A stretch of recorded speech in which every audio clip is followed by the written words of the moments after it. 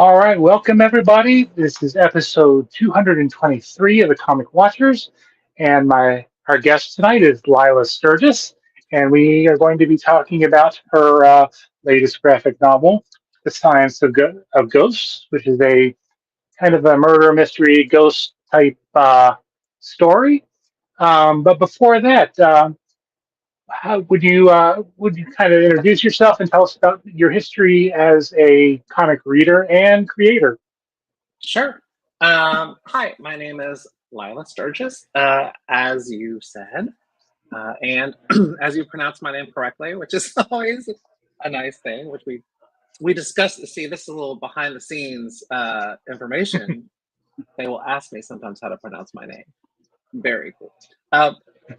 Now, I was a little weird. I started reading comics late, very late in the game. I was in college, and I had never read comics. My only real association with anything comic book, even adjacent, was watching the Super Friends as a kid, and watching the Superman 1978 movie, and I thought those were cool, but I wasn't like super interested or invested in any way. I had discovered Doctor Who as an 11-year-old, and so that was kind of my like nerdy thing. But even by high school, I had sort of like put that away. Like I wanted to be cool when I was young, and so like in those days, many years ago, comics were not cool. So I just didn't get involved with any of that stuff. And it wasn't until I got to college and I met Chris Robertson, who just happened to be my best friend in college. And he was very into comics, and I've been reading them since an early age. And he introduced me to all of the things that would sort of be like that British invasion of the late 80s, early 90s, all the Grant Morrison, Neil Gaiman, all those guys who would like rewire my brain in terms of what storytelling could be and what visual storytelling was.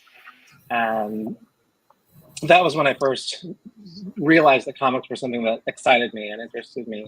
But I never thought of writing them because I wanted to be a rock star. That was my goal. I was a musician. I had been in bands ever since high school. And so I was going to move to LA and become a rock star. But when I got there, the friend I was going to start the band with had already joined another band. And so I had no band to be in. And so I was just in Los Angeles being really unhappy and realizing that, like, okay, the music business is terrible and I want to be doing something creative that doesn't require me to leave my house. And so I got the idea of writing, which is something I'd always done. I mean, I'd always written. I wrote songs, I wrote poems, I wrote all sorts of different stuff. So writing stories and novels was just a easy pivot for me. And I wrote a novel. I wrote a fantasy novel along with a bunch of short stories for this thing called Clockwork Storybook, which was a website that I created along with Bill Willingham and Chris Robertson and a guy named Mark Finn. And that was how I met Bill Willingham and got, involved in like the comics business and stuff. And from there, I got my first job, and then the rest is sort of history. All right, and welcome, Matt. Glad you Hi, could Matt. make it. There we go. Took forever to unmute. Hi. Thank you. Sorry for being a couple minutes late. So life beckons, but we have That happens. recuperated and are here. Lilah, thank you. I'm gonna just echo what I'm sure Chad's already said, and thank you for joining us. You don't know what I said, so yeah, you could I mean, be I echoing searched out you pretty said bad stuff. the opposite of that. I don't think. No, Chad has been fine. Okay, has he been on his behavior? He's been on appropriate behavior. Yeah. Okay, excellent. Well, thank you for jumping in and joining us. And I'm gonna just like totally interrupt the flow now. But Chad, why don't you just pick up with where you were, and I'll see myself in as it feels a little more natural. Okay.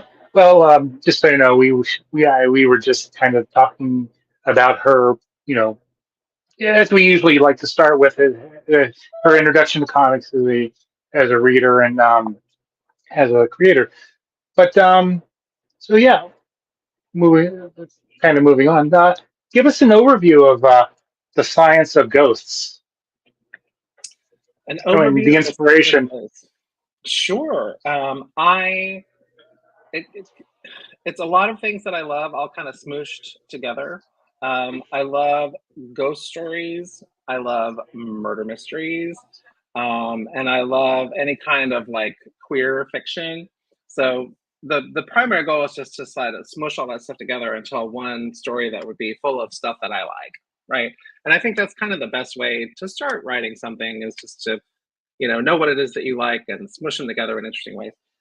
And the I think that the thing that really drew me to this story in particular was that when I was a kid, there was a lot of stuff on TV about like ESP research and ghost science and all this kind of stuff. There was a show called In Search of that Leonard Nimoy was the host of, and every week it would be like spontaneous human combustion or like aliens built the pyramids or whatever. And for some reason, the whole notion of like science and the supernatural like together has always been really fascinating to me. So I wanted to do that. So that's why we have Joy Ravenna, who is a forensic parapsychologist. She is she has a PhD in forensic psychology. She studies ghost behavior. She has a sort of a knack to get ghosts to appear and open up to her. And she can interpret the things that they say and maybe even use them to solve crimes. Joy, I have to say, the science of ghosts has a lot of different facets to it, and yet it feels very well balanced. I wonder how long it took you to write it in a way that everything felt holistic and natural without necessarily aspect A tripping over aspect B, smooshing aspect C, and so on and Yeah. so forth of the story. That's an interesting question. It's basically a pacing question, right? And yeah, I saw this interview with Mark Duplass recently, and he was talking about the way he likes to write a screenplay is just to get a tape recorder and just say the story into a tape recorder. And he says one of the reasons you do that is because your body knows how to pace a story. That you've seen so many movies and TV shows, and you've read so many books and comics in your life that you instinctively know how to pace a story. And all you really have to do is like back off and let your mind do that. And I find that to be true. That if I just sort of like let go and focus on the characters and what they're saying and what they need, the pacing often takes care of itself. Also, I've been doing this for a really long time. I've been doing it for like almost 20 years. So you kind of get used to it. But thank you. I really do appreciate that. And it's something that I think comes with experience, that ability to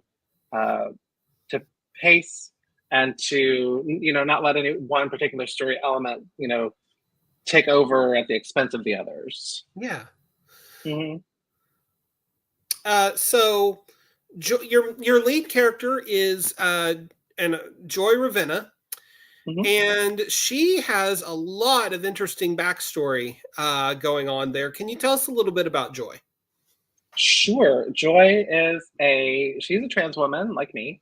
And where Joy's life is different is that she was married before she transitioned, she was married to a woman named Ronnie, who is a police detective, a police homicide detective. And she was working for the police department at the time. So after she transitioned, she left the police department for reasons unknown, and she set herself up studying ghosts. And she kind of is trying to maintain this relationship with her ex, even though her ex is clearly doesn't seem to want a lot to do with her. But she wants this entree into like the police's ability to investigate things. And she also clearly, she wants her wife to forgive her for something. I don't think she's even clear what it is that she wants forgiven, but she clearly wants that. And that creates a lot of the conflict in the book, which is just the two of them trying to navigate how their relationship works after they've divorced, which I think is a very common thing. You know, everyone has exes, and sometimes we have to deal with our exes, but you know, not always in that particular circumstance, which is kind of unique. Sorry about that. That was me. That threw my whole groove off. Are you back? Everything okay on your side, Chad? No, we're getting feedback now. Oh, I'm not getting any feedback. All right. Mm-mm. Let me everything keep on going, and I'll. Okay.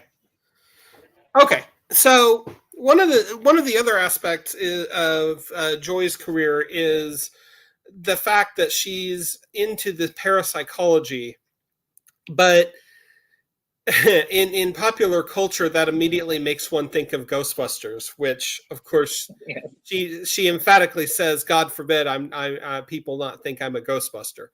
Right. I love this angle. I love this aspect, and I love the fact that we're putting a face of respectability on it by tying it to research and research grants and all of that good stuff. Like when you started toying with Joy's world and how she was going to kind of get into the world of ghosts, so to speak, how naturally did that angle come to you? Like, it could have come from any number of ways, right? She could have been running Ray's Occult Books. Sure. Right? So I'm just curious if the academic aspect of it has a special meaning for you or anything like that. It does. I have a lot of friends who are academics. When I am a person who of high aptitude and low ambition often, and so when I was in college in a program at the University of Texas for very, very, very smart people, and many of them went on to do amazing things, and I went on to live in a very small apartment in Los Angeles, trying to get in a rock band and failing. So, but I still maintained all of those friendships. And so I know a lot of people in academia. I'm fascinated by academia, even though I've never really been involved in it. And the pressures of academia, I think, can make for good drama. You know, a big part of what Joy is trying to do in this book and what is driving her is her professional reputation and this grant that she doesn't want to lose. And it kind of causes her to lose sight a little bit of what's really important. So, I'm sorry, Chad, were you about to say something? Well, I know you kind of led with the Ghostbusters thing, and you know, as I was reading and I got halfway through the book, at some, it gets to a point where you think it's going to be like the Scooby-Doo kind of, twist at the end, which I'm not going to ruin it if it's not. But when you were, writing, how did you kind of how did you try to avoid that? I mean, I wanted to sort of like walk this line of where I wanted the ghosts in the story to be, and this is no spoiler, there are ghosts in this book. I wanted the ghosts to be scary, and I wanted them to feel, real in some way, whatever that means, for ghosts to feel real. But I also didn't want to spend any time with characters going, "Oh my God, ghosts are real." So there is this sort of like understanding in the story that, yeah, I guess ghosts are kind of real, and everyone is sort of okay and comfortable with this, although it's never spoken out loud. Just in the same way that we never talk about how like dogs are real. Like no one goes, "Isn't it weird how dogs are real?" Like we know dogs, so dogs don't upset us or cause us to freak out. And so I think ghosts are kind of the same way there. So I always knew that I wanted it to be like real ghosts and make the ghosts feel very real. okay. How do you make them feel real without it veering into like horror or cheap jump scares or anything like that? For me, what I have always found really fascinating about the idea of ghosts is that the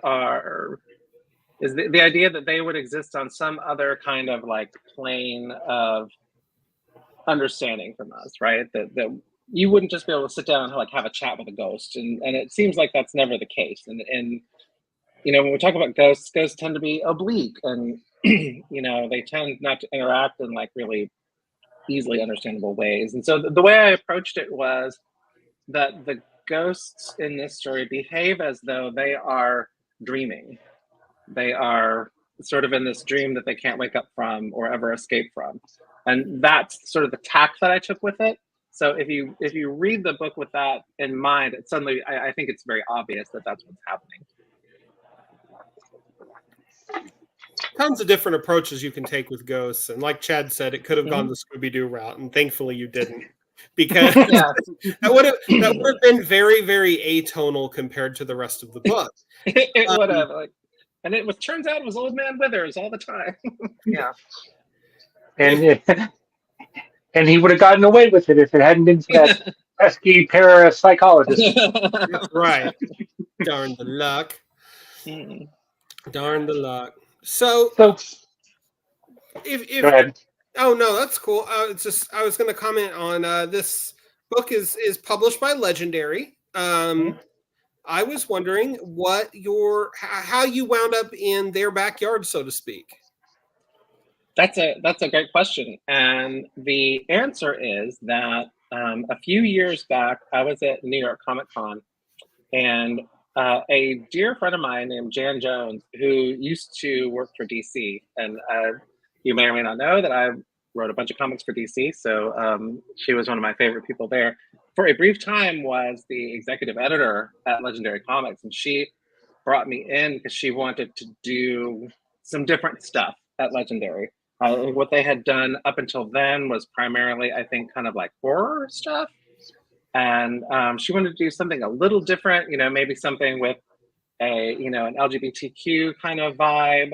And so that's what we started out doing. And she's since moved on, but she was there and she sort of shepherded the project through the initial stages. And if it hadn't been for her, this book never would have gotten made, because it's a weird pitch. And she saw, I think, the potential of it in a way that a lot of editors wouldn't have. So, I mean, so how has the relationship with Legendary been? I mean, are you going to bring future projects to them at a certain point, or are you just kind of keeping yourself open to all possibilities? Well, yes and yes. The thing about Legendary is that I also am writing these Dune movie graphic novel tie-in things, which are a lot of fun. Then the last one, the one for the first film, got nominated for a Hugo Award, which was very surprising. I did not see that coming. Congratulations. But I like to think that it was, it's really not so much the writing, it's Drew Johnson's art. I think that is the primary thing there. He's astonishing. So we're doing the second one of those right now. So I have a very good working relationship with Legendary, and I'm happy to work with them. But I also have some upcoming stuff that is sort of like chewing up a lot of my schedule. We might touch on that later. Yeah, I would love to hear about what you got coming up at some point in the conversation. Yeah.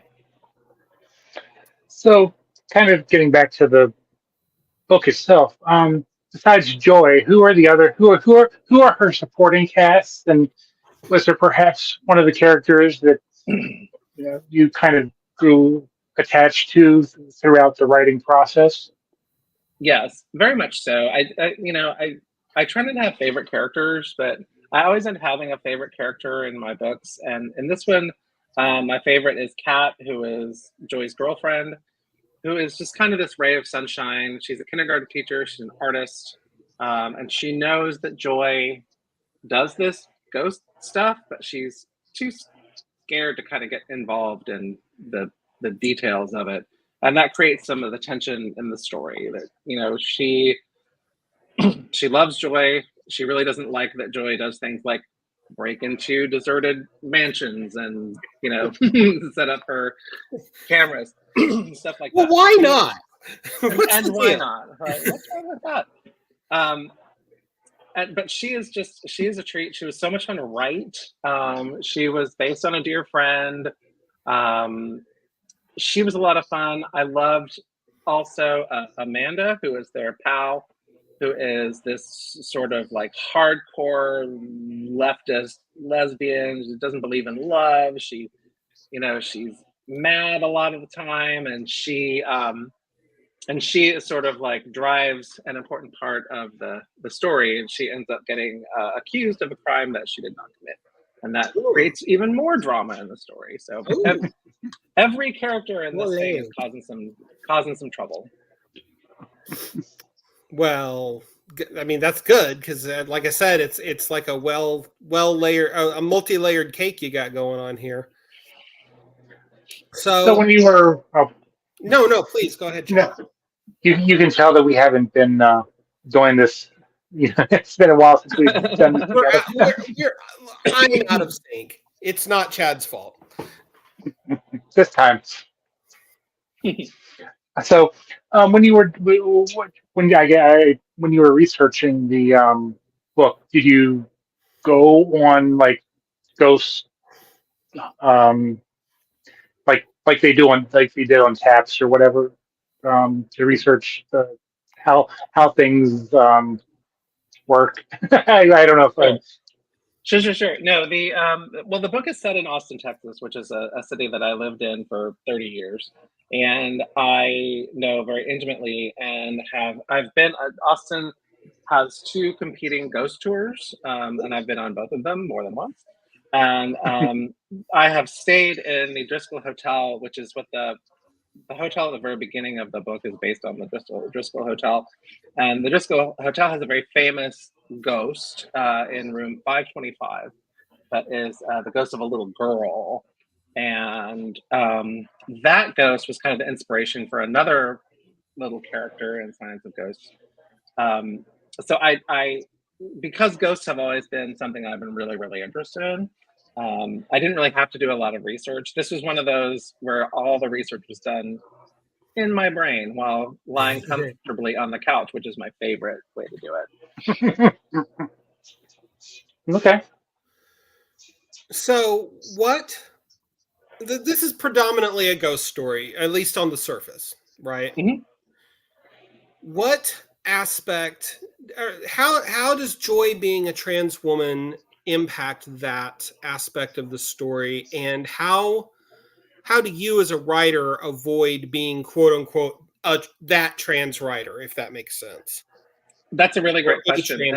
I hope that makes sense and doesn't come off. No, that's a perfect, that's a great question. And it touches on sort of the heart of this book and something that I haven't mentioned yet in this interview, which is that one of the primary reasons I wrote the book in the first place was because when you read queer fiction in general or trans fiction specifically, the story and the conflict of the story, the primary conflict tends to revolve around that queer identity, right? Mm-hmm. And there are lots of really great books and movies and things about queer people and about trans people, but because these stories, a lot of these stories tend to be just focusing on, like, if it's about a trans person, about that person's transness, right? That's what the story's about. And I wanted to say, okay, that's great. I love those kinds of stories, but also I want to see stories where the protagonist is a trans woman, but the story isn't about that. It's about something else. I want to tell a ghost story, and the protagonist just happens to be trans, but there's an asterisk there, a big asterisk, which is that the fact that she is trans informs the story on like every level, right? So it informs it on a plot level. She behaves in certain ways because she has this history as a trans woman. What I'd never come out and say in the book is that her ability to disassociate as a trans woman emotionally is what allows her to see ghosts in the first place. Yeah, I never come out and say that, but that's what's happening. And so it's a lot of things like that where her identity informs the story, but the story is not about her identity. Right. And I want to Well, see I mean, lots of stories like that. to that point, and correct me if I'm wrong, because I usually am, but I think it's about 30 or so pages in before it's even explicitly revealed that Joy is trans. Yeah, it's obliquely mentioned by her ex-wife. Yeah, About there's 20 that pages in. Yeah. exchange, and then I think it's another scene or two after that, and it's like, oh, light bulb moment. Yeah, I don't think the word trans or transgender is ever spoken in the book. Yeah, okay, Um, yeah, just interesting. Was there? because Oh, go ahead. I was just gonna say because I don't walk around, like I don't walk into a coffee shop and say, "Hi, I'm trans. Can I have a iced mocha?" It doesn't really. It's not my life. I do talk about being trans sometimes, but mostly I'm just going about my day, and that's kind of how I want to Joy to Right. be. Yeah. Well, okay, Chad. So let's talk about your partner in crime, El Gehring. Did I get that name right Absolutely. too? Yeah. I'm Yeah. batting 100 tonight. You're doing great. Doing better than me. So tell us about working with him and kind of how you guys got connected, and Sure. we'll go from there. El Gehring is such a talented and sweet guy. He originally, and I don't think I'm supposed to spend a lot of time talking about this, but so originally the book was meant to be drawn by Elisa Martinez, and she drew the first I forget how many pages, and it's important that I've forgotten how many pages because um, at some point she was unable to finish the book, and so we had to bring in another artist, and so Al Gehring had this really difficult job where we wanted him to kind of honor what had already been done because too much had been done to start over, right? It would have been prohibitively expensive for him to just start over.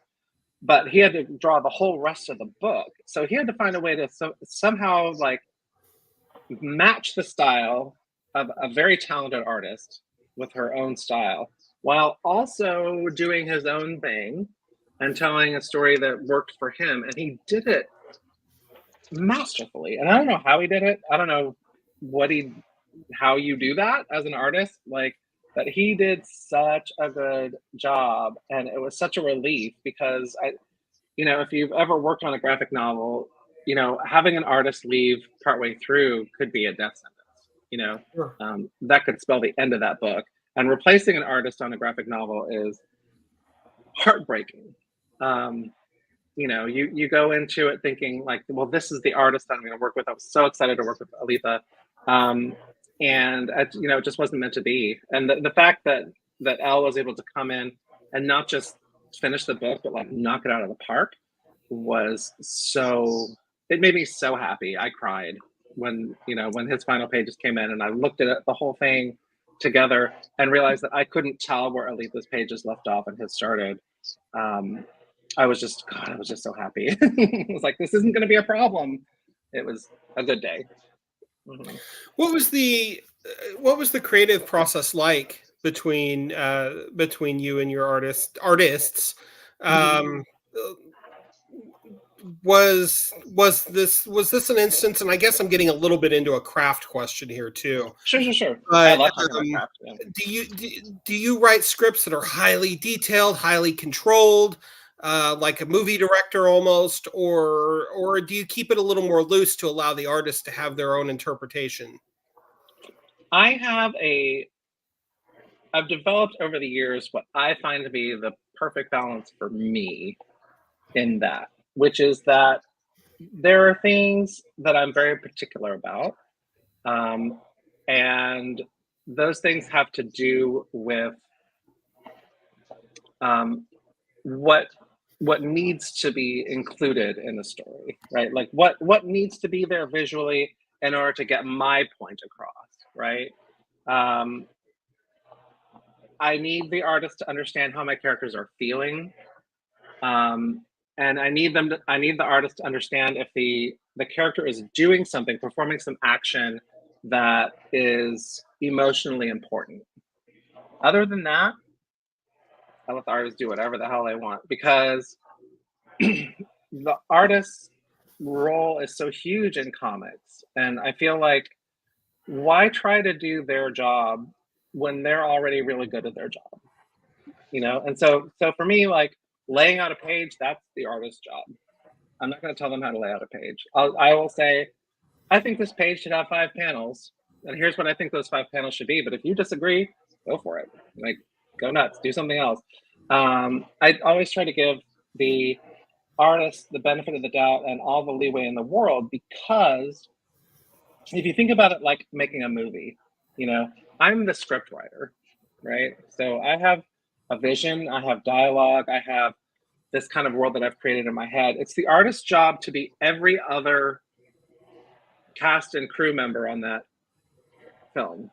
They're the actors, they're the director, they're the cinematographer, the grip, the best, like everybody, the hair and makeup, you name it, they're doing it all. And so the more I can kind of like get out of their way, the better. Some artists don't like that. And there are artists who have come back to me and asked for more detail and more direction. And I'm happy to do that. But my favorite artists are the one who will take that kind of like minimal amount of direction and just go nuts with it. And that's how I've always had the best outcomes. So it sounds like and again, you've been doing this for 20-ish years now. So you're pretty comfortable with your craft. I think you can fairly and confidently say that you know what you're doing. I know how to write a comic book script. Yeah. Did the Science of Ghosts present in its own special way any particular challenges or creative revelations or anything like that for you? It's funny. Stephen King said something similar to this in his On Writing book. But like, some things, or even just some days, are really difficult. Some things you struggle with. I worked on this project with Dave Justice, my good old buddy Dave Justice, for Mad Cave, that we just wrapped up the script. Writing that script was like pulling teeth. Day in, day out, we would get together and be like, how do you write words? Like, what are words? What are comics? Like, none of this makes any sense. And then there are times like with the Science of Ghosts where I just sit down and it all just happens.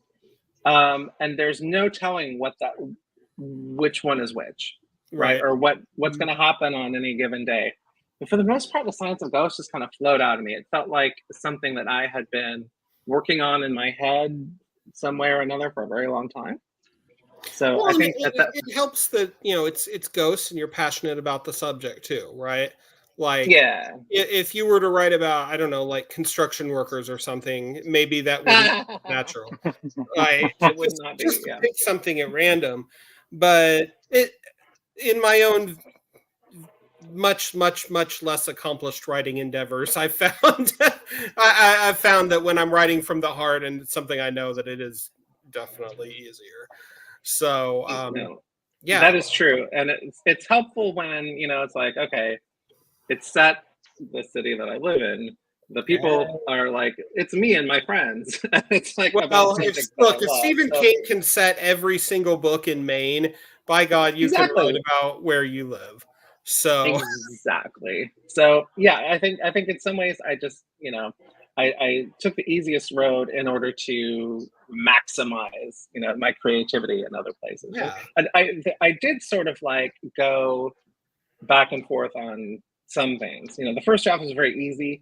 Editing that got really difficult in certain places, and I wanted to make sure I got all the trans stuff really right. I didn't want to misrepresent this trans character, because that would be the worst possible thing I could do. So I spent a lot of time thinking about that and talking with people, and I think it came out great. But yeah, it was easy to write in some ways. Sure. One of the easiest things I've ever written in some ways, but I think that that's because I had done so much of the creation of it prior to sitting down to start typing it out. Yeah. Hmm. Now, So was there? oh, Oh, there we go. so so I mean, kind of hopefully going off what you just said, was there a different approach that you had to take to the science of ghosts than say your work on Jack of Fables or Lumberjanes? Yeah, absolutely. Working on either of those two books that you mentioned is a lot more thinky for very different reasons. They're more intellectual approaches. When you're writing humor, I think you have to be very thoughtful about what you're doing because making things funny is hard, and making comic books funny is really hard. Which you can tell because very few people are able to do it well. And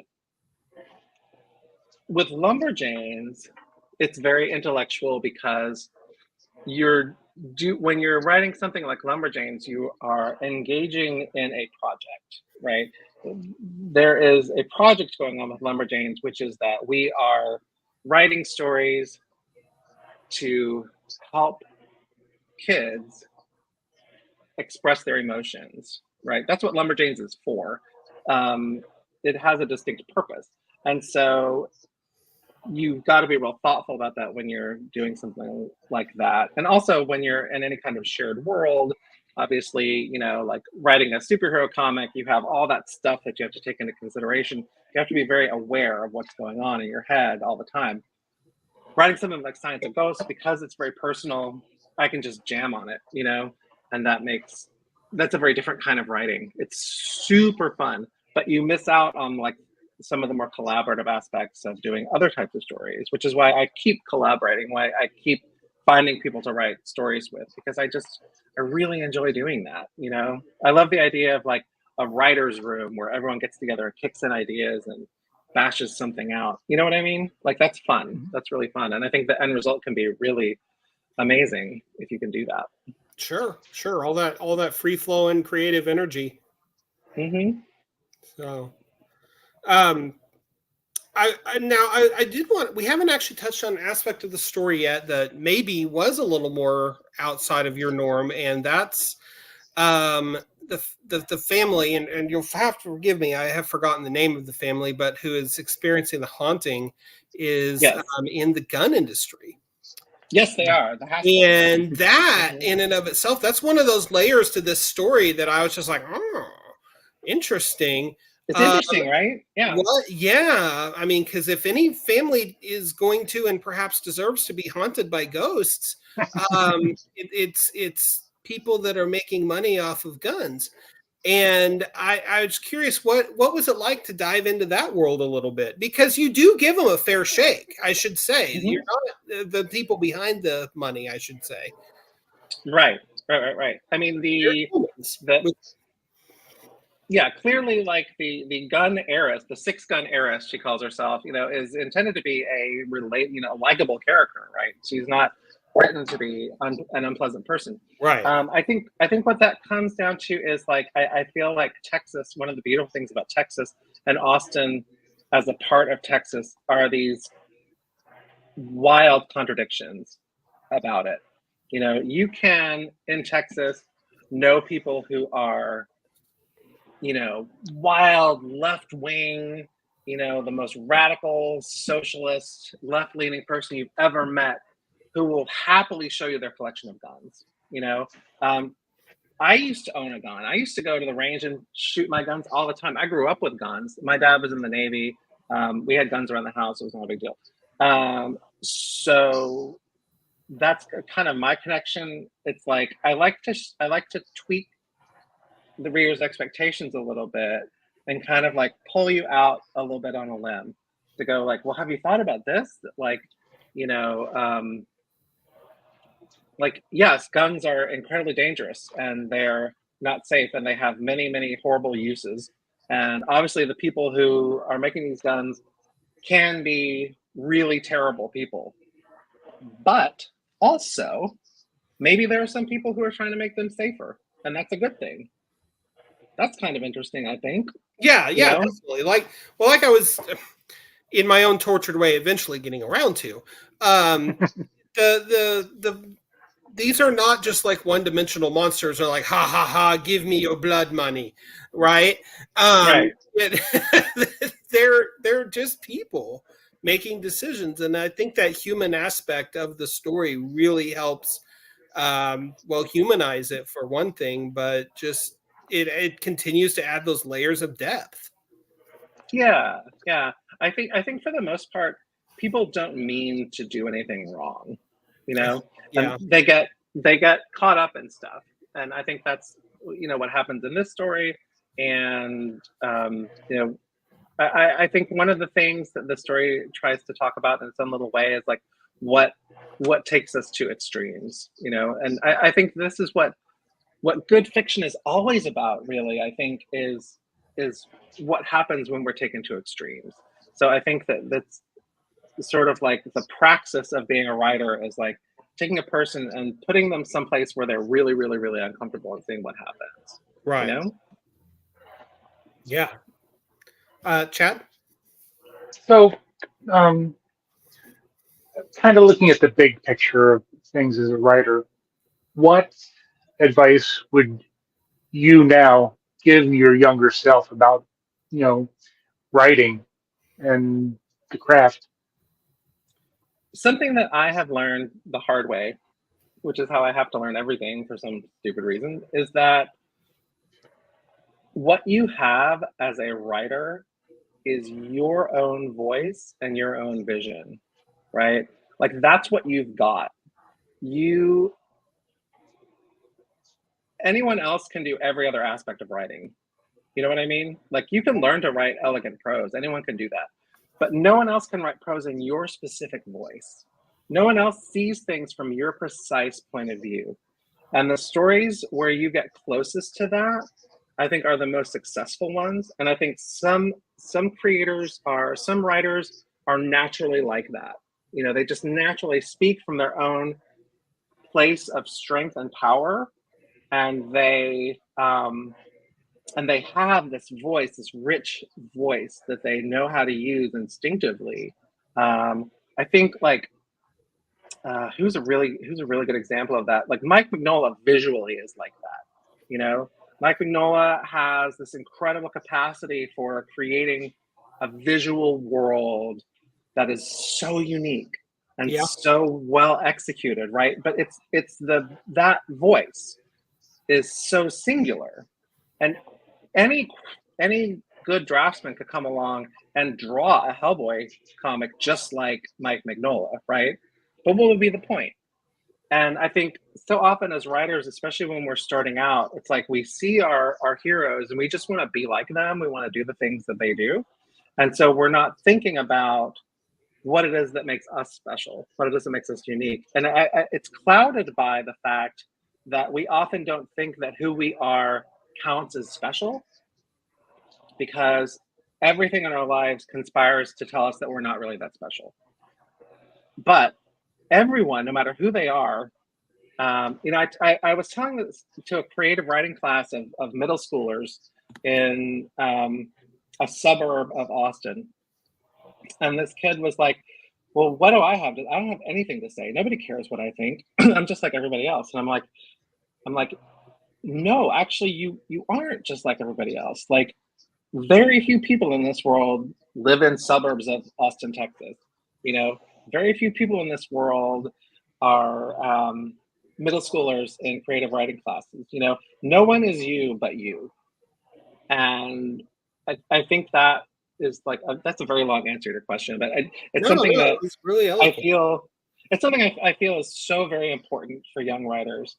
Like, forget your 1,000-page fantasy epic for now, and just focus on finding your voice. That's the advice I always want to give. Yeah. Mm-hmm. So, Chad. I was going to say, you kind of, I believe you hinted at maybe talking about some of the other stuff you have upcoming, or if you can. I can. It's very exciting. So I have this this book. This one hasn't been announced yet, but it is a book that I co-wrote with my good buddy Dave Justice, who I also did public relations and the Wolf Among Us and the Ever After book with. He's a great writer. He's very, very funny guy. And we wrote this book for Mad Cave that should be announced very soon. I think it was just put on their schedule. It's for their YA Maverick line. And that's being drawn by Joe Eisma as we speak. And Joe is unbelievable. He's one of those guys who, like, when I saw the Morning Glories for the first time, I was like, oh, I want to work with this guy. You know, like, this guy is so freaking talented, and he's killing it on this book. The other big project that I'm working on is a thing that has been announced that I'm writing with Lev Grossman of The Magician's fame. This is a big honkin' space opera called The Heavens that the first volume of comes out in 2026. And we are so excited. I'm so excited about this book. This is the biggest project I've ever worked on. It's going to be massive, and I just cannot wait to see how it all comes together. So, kind of going back to the beginning of the show when you were talking about or introducing yourself, you mentioned that you grew up with Doctor Who. Yes. My question is, who is your favorite Doctor, and which Doctor would you prefer to be the companion of? Oh wow, that's a great question. So I you know, for a lifelong Doctor Who fan like myself, I think that, you know, there's a difference between your Doctor and your favorite Doctor sometimes. Tom Baker is my Doctor. That's to me, like, if you tell me to picture the Doctor, I see Tom Baker's face. My favorite Doctor is David Tennant. I just love him so much. He's so good at being that character. He's just phenomenal. I think I would want to be the companion of the current Doctor, Shidigawa. I'd say he's so much fun. He's such a delight. He's so loving and emotional. And I think they've done something really, really smart with him, just going an entirely different direction and showing us this joyful soul, you know? Mm-hmm. I think that's really powerful, and I love it. And I would love to spend time with him. I have a one or two episodes left in the season, but he did a lot of standing in his first season, just standing still. Yeah. It's an odd season. It's a very odd season. I'm very curious to see what happens next time around. But yeah, I think it had its ups and downs. The first two episodes were kind of, honestly, well, episodes 2 and 3. The first one was the Christmas one, but I got sick of hearing space babies like repeatedly. That was the episode where I was like, I don't know about this, man. I don't know if I can follow you here. And I was very happy that it didn't stay on that. Yeah. Place. After the musical one and the space babies, it kind of got back to more of Doctor Who-ish, but it is kind of different. It is kind of different, and to kind of have a Doctor like it's happy and stuff like that, and like yeah. Well, especially especially after the Peter Capaldi and stuff. Now, come on, I love Peter Capaldi. I know, I love his stuff too, but he was a very brooding Doctor. This is true. So, and then, what's her face? I think she got kind of screwed by the bad writing. Yeah. We could have a very long conversation about this. This is one of those, like, don't get me started kind of moments. I'll just say, yes, correct. I agree with you. Mm-hmm. So, No, go ahead. I'm sorry. No. I thought you had a question. I was going to bumble a question, but I was curious. Do you have any desire to dip your toe in like Doctor Who comics, etc.? I mean, you seem to be pretty passionate about the franchise and the character. I mean, if the opportunity presented itself, would you? I already have. In 2000 and in the year of our Lord 2012, I believe, I wrote a book called Doctor Who: A Fairy Tale Life, which is an 11th Doctor and Amy story. Okay. And it was drawn by, I'm drawing a blank. It was 12 years ago. I apologize. Forget who the artist was, but that was so much fun. And I got, I've never been asked back, but I think it was because I was a real pain in the ass. And I was very specific in my script about certain things. And I even got into arguments with the licensor about a couple of things. And I was right, and they were wrong. And I don't think they liked me very much. But the story was a lot of fun. And I would absolutely write more Dr. Who, and I would do it in a heartbeat. Yeah. Well, and I mean, what? The 11th Doctor, we got Matt Smith showing out all over the place on House of the Dragon right now. So a lot of love for the 11th Doctor in the his actor in the world at large right now. Yeah, and his implementation of the Doctor is, I think, a very fun one. I really enjoyed it. I think maybe the sin of the Matt Smith era was that maybe it went on a little too long.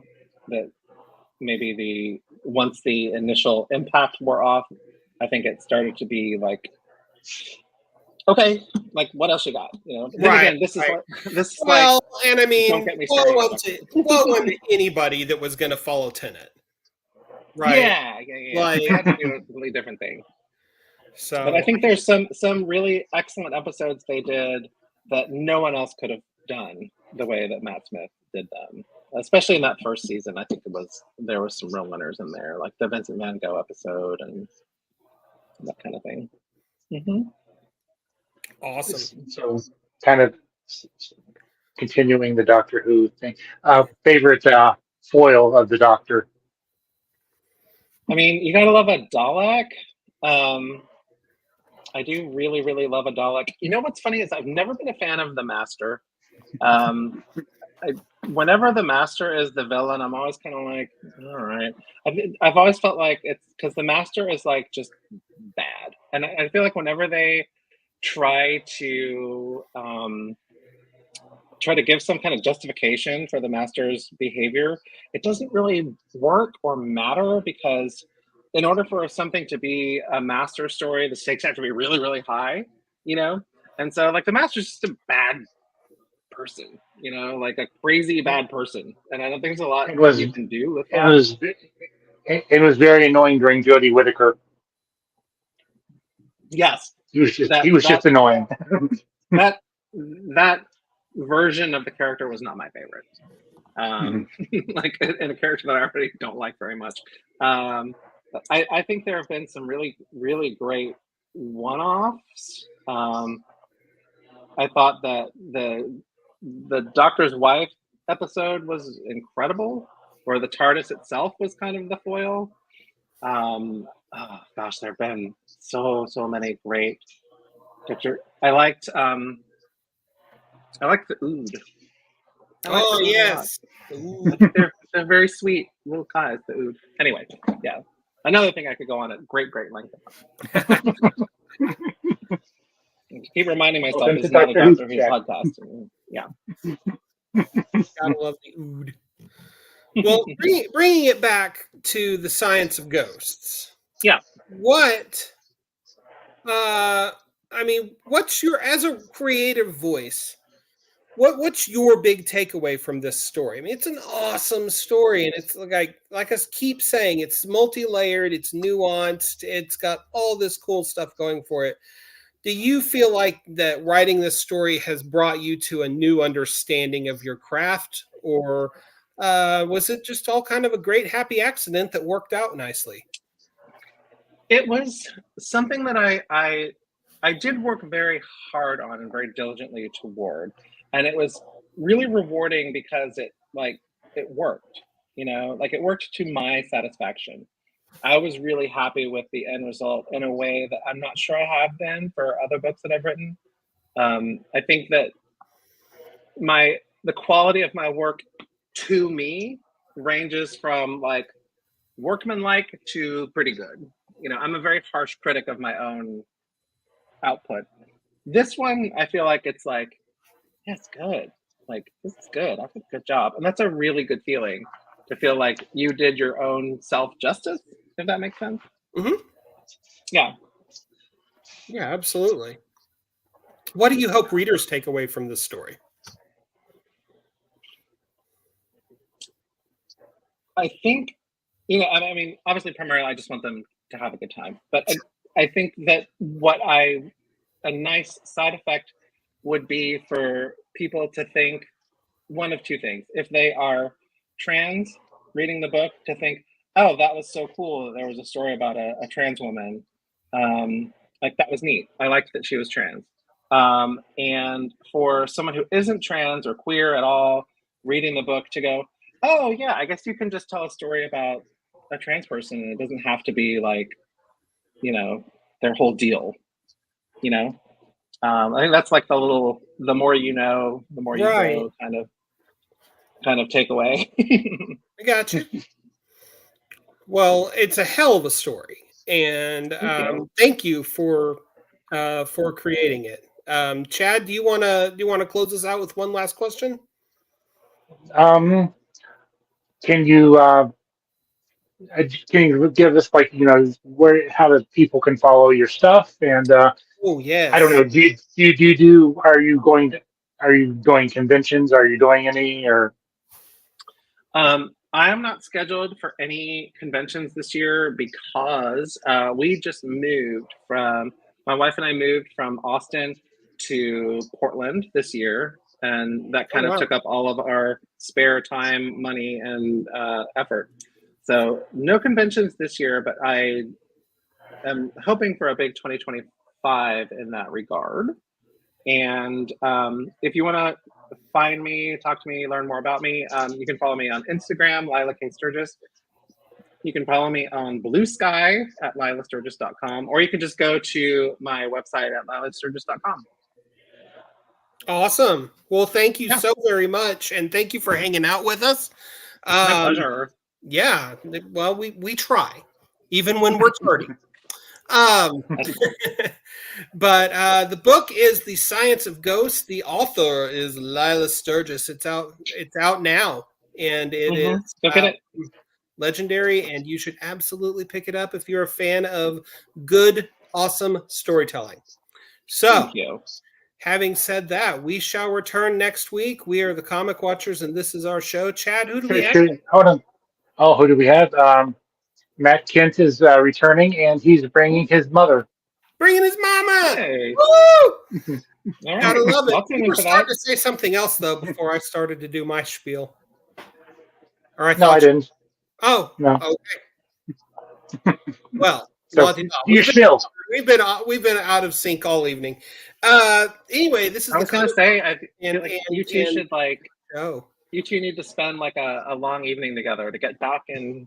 I would love to go to New York. I'm just gonna. I'm here in Oklahoma, and it's cool. I've lived here my whole life. It's its own state of mind. Kind of get this coming from Texas.